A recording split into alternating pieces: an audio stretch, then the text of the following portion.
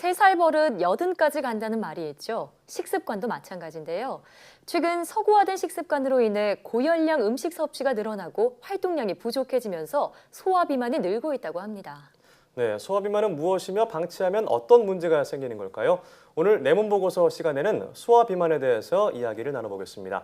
인제대학교 서울백병원 가정의학과 허양임 교수 나와 계십니다. 안녕하세요. 네, 안녕하세요. 안녕하세요. 네, 저 어렸을 때도 그렇고 아이들이 네. 좀 살이 좀 쪄야 이게 다 키로 간다. 맞아요. 그래서 많이 먹이고 저희 어머니도 진짜 많이 먹였거든요. 저도 그래서 통통했어요. 그랬어요? 네. 많이 컸나요? 네. 그런데 요즘 이렇게 소화비만에 대한 어떤 심각성을 얘기하고 있는 것 네. 같은데 어떤 내용인가요?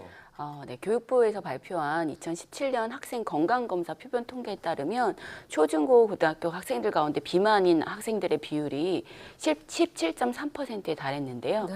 이는 한 학급 인원을 한 30명이라고 가정했을 때 5명 정도가 비만에 해당이 되는 거죠. 많은 수치네요. 그렇죠. 10년 전에 2008년에 비해서 그때는 11.2%였는데 그거에 비해서 6.1%나 증가했고 매년 계속 증가하는 추세입니다. 또 고도 비만의 퍼센트는 5%까지 증가하고 있어서 네. 굉장히 문제가 되고 있고요. 이 소화 비만이 문제인 이유는 이 시기에 발생한 비만이 성인 비만으로 이어질 가능성이 매우 높기 때문인데요. 소화 비만인 아이들이 이제 성인이 되면 70% 정도가 성인 비만으로 이어진다는 통계 네. 결과도 있습니다. 또 성인기에 고혈압이나 이상지질혈증, 또 당뇨 같은 성인병 증가와도 매우 연관이 있기 때문에 더 주의가 필요하겠습니다. 네, 이 소화비만이 성인 비만으로 이어질 수도 있다고 네. 하니까요. 키로 네. 간다고 믿고 그냥 가볍게 여기면 안 되겠는데요. 네. 그러면 소화비만인지 판단할 수 있는 그런 기준이 있나요?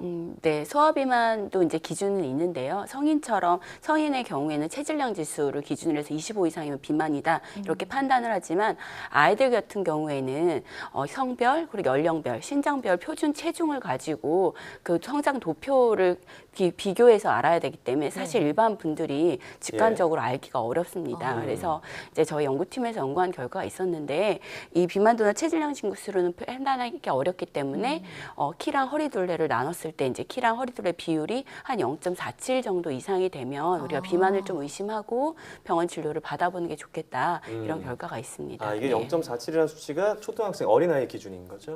그냥 모든 소아 청소년까지 해서. 청소년까지요? 예. 네. 그럼 참 이제 소화비만이 발생하는 원인이 뭔지 또 궁금해지는데요.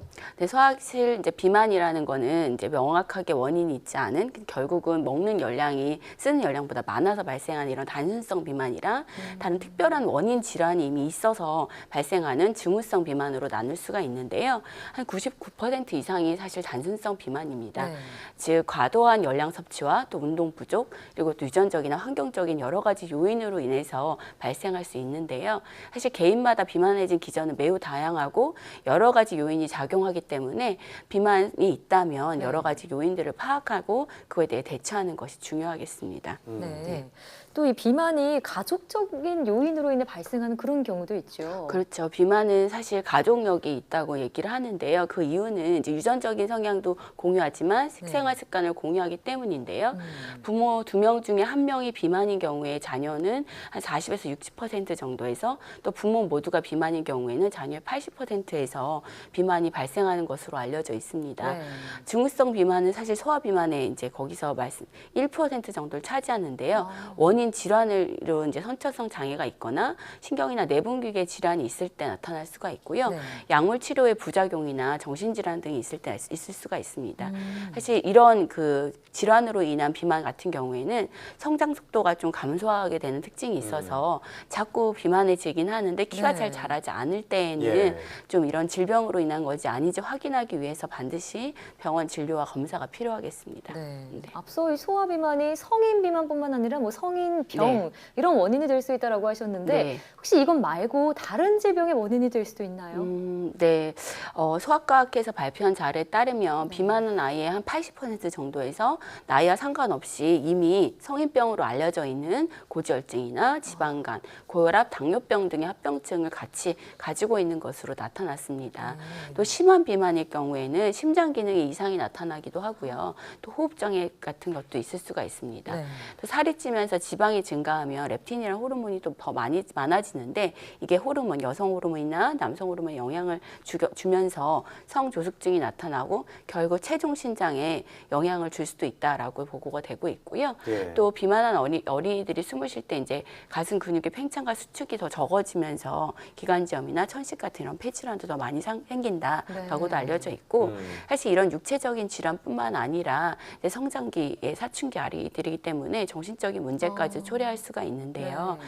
사실 비만 아동들에 대한 주변의 편견이나 또 외모에 대한 스트레스 같은 것으로 인해서 사실 성격적인 면이나 또 대인관계에서 영향을 줄 수가 있고 네. 우울증 같은 정신질환도 생길 수가 있습니다. 네, 네. 특히 어린아이들이 이런 걸로 좀 많이 놀리기도 하잖아요. 맞아요. 네.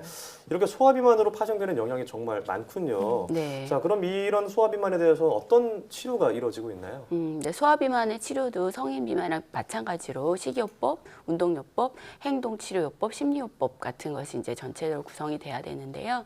치료 프로그램은 아동의 나이에 맞추어서 이제 진행하는 게 필요하고 사실 정상적인 성장을 반드시 유지할 수 있는 것에 대한 고려가 필요합니다. 또 가족들의 이해와 협력이 필요하겠는데요. 이 시기 아이들은 키가 한 2cm 크는 동안 몸무게가 1kg 정도만 늘도록 좀 조절해 주는 게 좋겠고요. 네. 키가 많이 크는 시기이기 때문에 합병증이 있거나 고도 비만이 아니라면 몸무게를 빼는 것보다는 체중 증가를 제한하는 것만으로도 정상적인 체질량 지수 안으로 들어갈 수가 있겠습니다. 네. 그래서 하지만 이제 키가 성장이 멈췄다거나 체질량 지수가 30 이상인 청소년이라면 성인에게 준해서 적극적인 체중 감량에 대한 고려를 할 필요가 있습니다. 네. 또 소아청소년 비만을 치료하는 기본적인 게 결국 식이요법이겠는데요. 사실 음식을 제한하기보다는 이제 영양 구성도 구성을 개선하는 것을 목표로 삼는 것이 중요할 것 같습니다. 네. 네. 그러니까 무리한 다이어트보다는 식습관을 개선하거나 네. 체중이 증가되는 것을 좀 제한하려는 노력이 필요하다 이런 말씀이신데요. 네. 그럼 운동도 중요하잖아요. 네, 운동은 그렇죠. 어떻게 하면 될까요? 성장하는 아이들이기 때문에 운동이 굉장히 중요한데요. 운동의 경우 아이들의 이제 체력 수준이나 또 선호하는 운동 등에 맞춰서 규칙적으로 할 수 있도록 하는 게 중요하겠고요. 네. 유산소 운동과 또 스트레칭, 근력 운동 등을 최소 주 5회에서 3회 정도는 한 번에 한 30분에서 60분 정도 하도록 하는 게 좋겠고요. 네. 체중 감량의 동기나 아이의 이제 스트레스 수준 그리고 스트레스에 대한 대응 방법에 대한 상담도 함께 할 필요가 있습니다. 또 약물 치료를 생각하는 분들도 많은데요. 사실 사춘기 이전 소아 비만에서 약물 치료나 수술 치료 같은 치료 방법을 원칙적으로는 사실 금기하시하고 있고요. 예. 청소년이 됐을 때에는 반드시 이제 식사 치료, 운동 치료, 행동 치료 함께 하고 네. 또 이제 너무나 심하거나 어려울 경우에 제한적으로 좀 사용해 볼 수 있겠습니다. 네, 그렇습니다. 자, 운동 방법에 대해서도 말씀을 해주셨는데 사실 우리나라에서는 이런 소화비만에 대한 구체적인 중재안이 없다고 들어서 아쉽다고 들었습니다. 자, 해외 같은 경우에는 여러 가지 노력이 이어지고 있다고 들었는데 네. 어떤 사례들이 있나요? 네, 많이 선진국들이 이제 현재 국가 보건 의료 비용의 한 7% 정도를 비만 관련해서 지출하고 있다라고 보고가 되고 있고 특히 비만 인구가 많은 미국 같은 경우에는 보건 의료비 가운데 비만 관련 비용을 한 25% 정도 차지하고 있다고 합니다. 예. 유럽 각국에서도 이제 이런 고열량, 저영양이랑 같은 이런 영양학적으로 불실한 식품에 대해서는 텔레비전 광고를 좀 금지한다거나 탄산음료 같은 이렇게 비만의 원인이 되는 음료에 대해서 비만 세금을 도입하는 등 여러 가지 이제 비만을 막기 위한 노력을 하고 있고요. 우리나라도 이제 여러 학교나 보건소, 병원 등이 참여해서 소아 비만을 조기에 진단하고 예방하거나 치료하는 프로그램들을 개발하고 운영하고 있습니다. 네. 또 이런 또 즉석식품이나 당이나 열량, 지방 등의 함량에 대해서 반드시 이런 영양학적으로 포기를 하도록 하도록 하고요. 잘 지켜지는지 확인하고 있고 또 이제 그 음료 프랜차이즈 같은 데 가시면 네. 예. 한 퍼프당 당 함량 얼마입니다 이런 거 써 있는 거 표시가 돼 보셨을 있어요. 거예요. 네. 그런 것도 이제 나라에서 하고 있는 노력 중에 하나고요. 비만학회에서 선진국처럼 이렇게 당 음료 같은 데에서 비만세를 도입하는 거에 대해서도 좀 고려하고 있는 것으로 알고 있습니다. 네. 네. 네, 소아 비만 정말 치료 못지않게 예방도 중요하잖아요. 그렇죠. 어떤 예방법이 있을까요? 네, 소아비만 관리에서 사실 부모님의 역할이 매우 중요합니다. 네. 사실 부모의 올바르지 못한 생활 습관을 아이들이 공유하고 배우는 경우가 많기 때문인데요.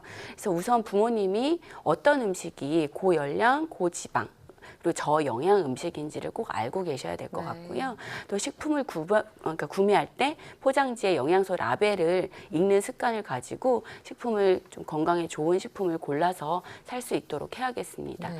또 즉석식품이나 아무래도 이제 인스턴트 음식 또 설탕이 첨가되어 있는 음식들은 최대한 사지 않는 것이 이제 좋겠고요.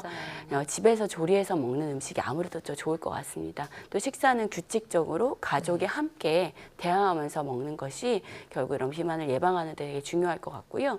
운동 또한 가족이 좀 같이 즐길 수 있는 운동을 좀 찾아서 부모님들도 같이 활동량을 늘리는 게 도움이 될 것 같습니다. 네. 네, 그렇습니다. 자, 이제 앞으로는 포동포동한 아이들을 보면은 야, 더 많이 먹고 그러면 키로 간다라고 말하는 게 아니라 건강하게 먹고 열심히 뛰어놀아라 이렇게 네. 얘기를 해줘야겠습니다. 네. 네, 지금까지 서울인제대학교 서울백병원 가정의학과 허양임 교수와 이야기를 나눠봤습니다. 오늘 말씀 고맙습니다. 네, 고맙습니다. 감사합니다.